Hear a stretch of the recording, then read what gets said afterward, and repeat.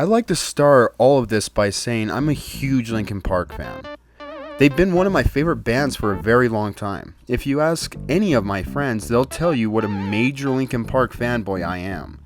By now, I'm sure most of you know the big news that the band Linkin Park made some very big announcements. Among those announcements was the arrival of their new vocalist, Emily Armstrong from Dead Sarah.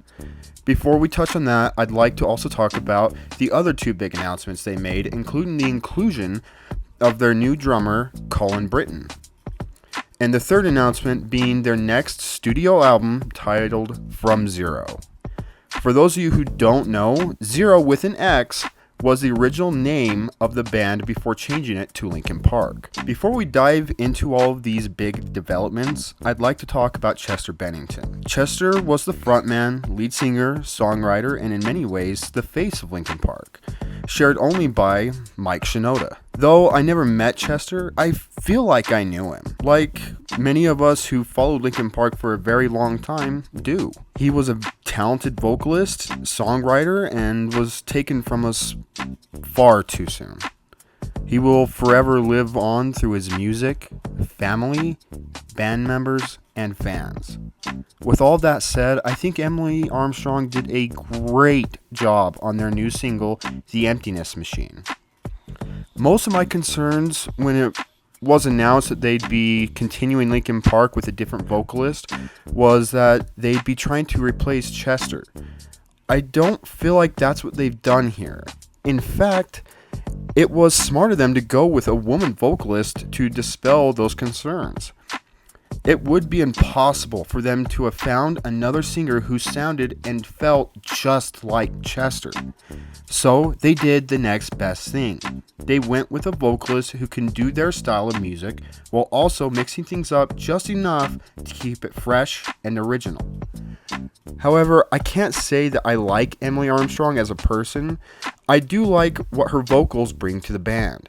And when I saw that smile on Mike's face when they played their first live show with her, said it all to me.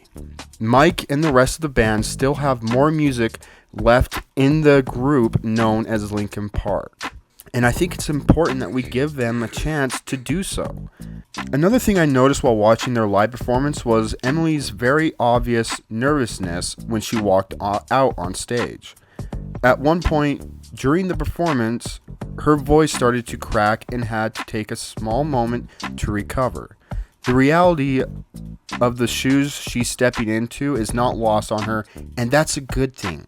That tells me that she realizes how much Chester meant to everyone and wants to do her best to honor that while also bringing something new and part of herself to the band. Now, while I do have my own personal thoughts on Emily Armstrong, I'm going to keep them out of this video. Maybe one day I'll make a video telling you all how I feel about Linkin Park's new vocalist Emily Armstrong and how I feel about them picking her specifically. For now, I just want to enjoy that Linkin Park is back and sounding great. And I'd be lying if I told you I wasn't excited for their new album From Zero. I believe this band still has more to say and more to offer to the world, and we owe them the chance to tell it. I think Brent Smith, lead vocalist of Shinedown, said it best. I know the internet is ablaze with comments of criticism and also of praise from fans all over the world. Something to think about. Do you honestly believe that the members of this iconic band truly think that of all people, Chester Bennington is replaceable? The entire world knows he will never be replaceable because he was one of a kind. But with all that being said, there is an audience that miss this band and their presence and what they represent. So I ask you, all of you, give them the opportunity to not close their chapter. Allow them to celebrate their legacy and also the opportunity to create a new one. Give them hell, Linkin Park. And I'll end this video with a poem I wrote when Chester passed. I know, it's kind of corny, but hey, it's my video.